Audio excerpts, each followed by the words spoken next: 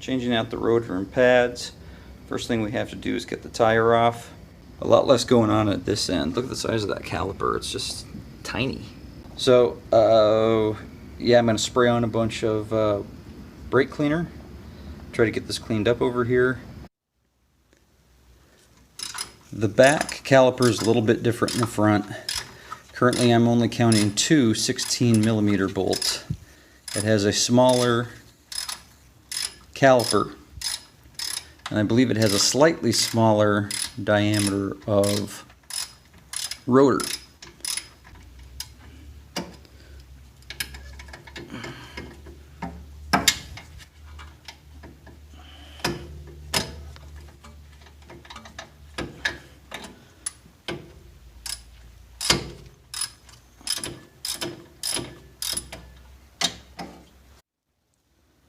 Okay guys, this is no joke, this is really easy. You see these two bolt holes back here? Those are the bolts that we just removed just seconds ago.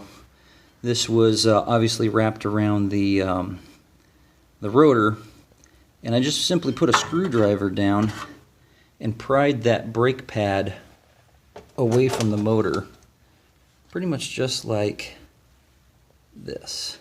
So this is where the rotor would be. And you'd poke that down in there and push it ever so gently down, and it will separate from it and get around this little lip that's right here.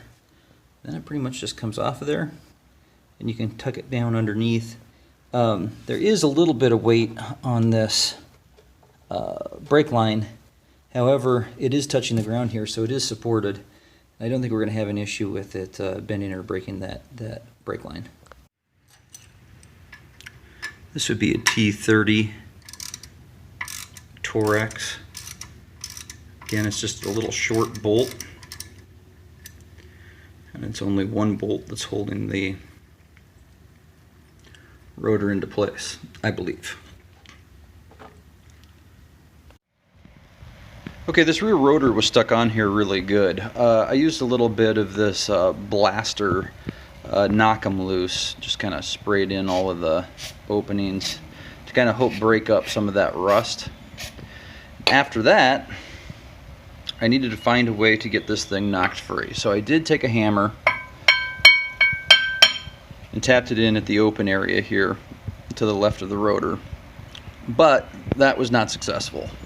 There is a port for a shock mount right here. But you can use it to go ahead and just kind of pop this thing free right here. You can just give it a good solid smack like that. It's broken free. Now if you see here, there's a little lip of rust around here, so we're going to have to knock that down with a little bit of sandpaper or a wire brush. There, now you can kind of see what was keeping it on there. Do you see this residual rust here? The knock 'em loose really did a heck of a job kind of dissolving that older rust and making it so we could break it free. This thing is pretty dirty all over, so I'm just going to give it a good shot of brake cleaner here. Try to make sure you don't get any of this stuff in your eyes. I got a little bit of overspray in my eye working on that front. Boy, did it sting. It was just a little bit, just a little drip. Boy, did it ruin my afternoon. There we go. This will kind of make it so we don't get so dirty when we're working on this thing. Already looks a ton better. Okay, this would probably be done way easier with it still on the rotor. So keep that in mind. It may be easier to bang this pin out, but what needs to happen is while this is still on the rotor, go ahead and bang this pin out. You'll release the tension on this spring and you'll just be able to pull these brake pads right out. But to keep you from spending the extra time trying to tap this pin out while the pads are creating tension on it, just go ahead and leave this on the rotor, bang the pin out, then go ahead and release the bolts on either side and pull it off. Okay, so I made that a little tougher than it needed to be.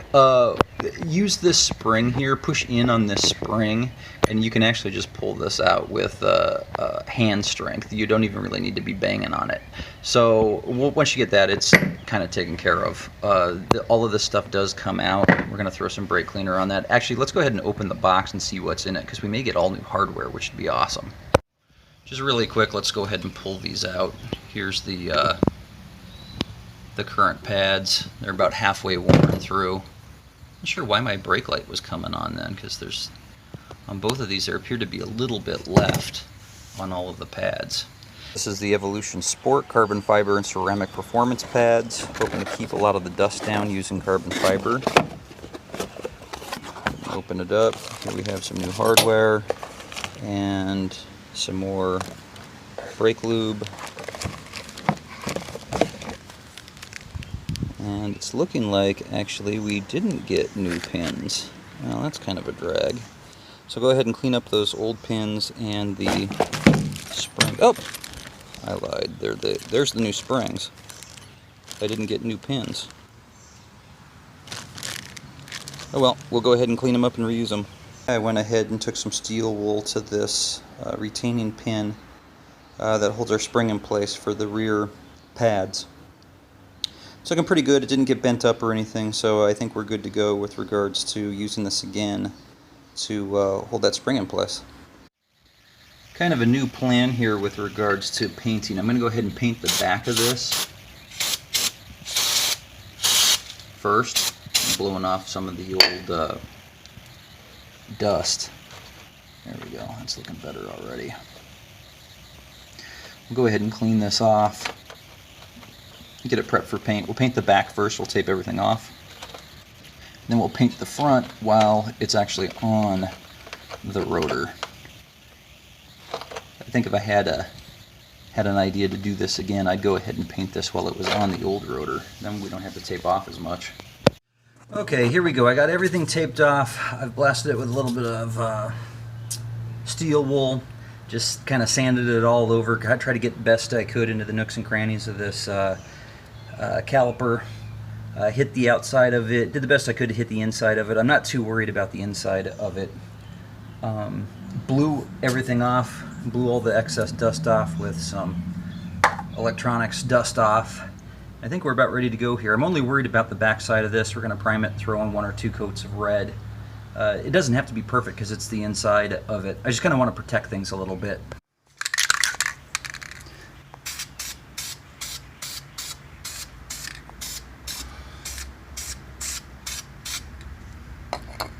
Okay, a couple of light coats like that, and we ought to be ready to paint on the red. Okay, 3.5 coats of primer here. I say half because I did touch up a little bit in areas that I thought looked a little bit light. I'm going to go ahead and start the red. I'm really going to focus on this side of it over here because I figure that I'll be able to get this side a lot better once it's actually on the rotor.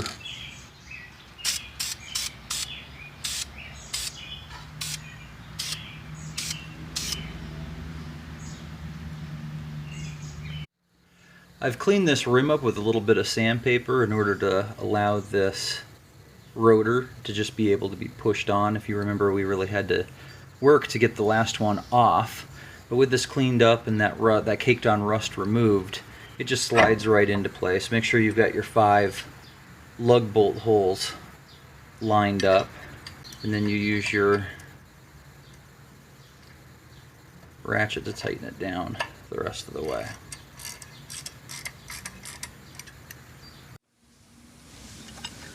Okay, now we just slowly tighten this brake caliper plunger or piston up and compress it so we can end up more easily install our brake pads.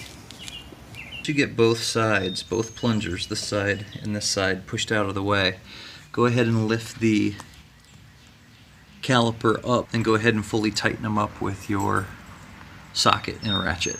Add a little bit of brake lubricant to all of the touch points.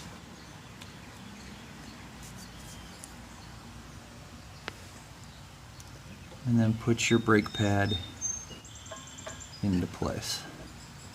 There we go. The interior side.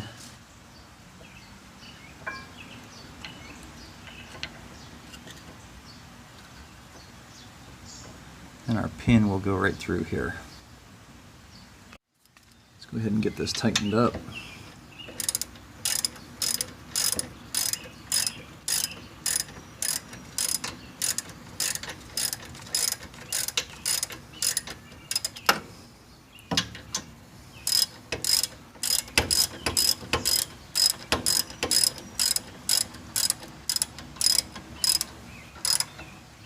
Okay, I was able to get this pushed in, this pin, pretty much by hand up to this point by pushing down on this spring. Now we're going to have to, I'm going to shoot it from the bottom. So I just have a very small screwdriver here. I'm tapping this.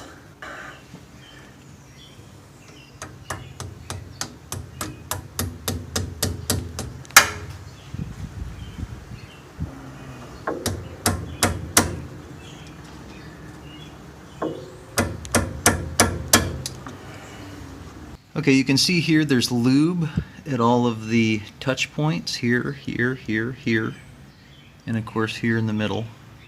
This is where you're going to be getting a lot of noise, a lot of rattling, that type of thing if you don't put that into place. Right now with the pistons full open, there's still lots of room for the pads to kind of rattle around and move in there. That'll all tighten up once we get those pistons pressed in when we hit the brake for the first time. Okay, now you just take a plastic bag, you cut about a 2-inch hole in a corner of it, and you stretch that over the top of your brake caliper, at least the outside of it. Then you stretch the rest of it around all of your important suspension stuff that you don't want to catch a bunch of overspray on. Let's throw on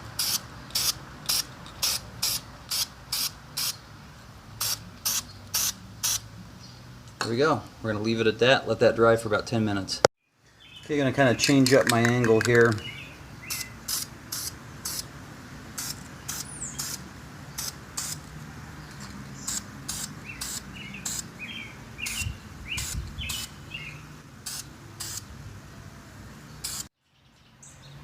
Well, here we go. Everything's all painted. It's all nice and bright red. Got a couple of layers of clear coat on there. Nice polished finish. There we go. Looks pretty good. Let's hope that this carbon fiber keeps the dust level down. And well, this is how you replace your rotor and pads and paint up your calipers. This is a done job for the rear. If this worked out for you, please go ahead and hit subscribe. Ring that bell to go ahead and be alerted at any time I upload a new video. Thanks for watching.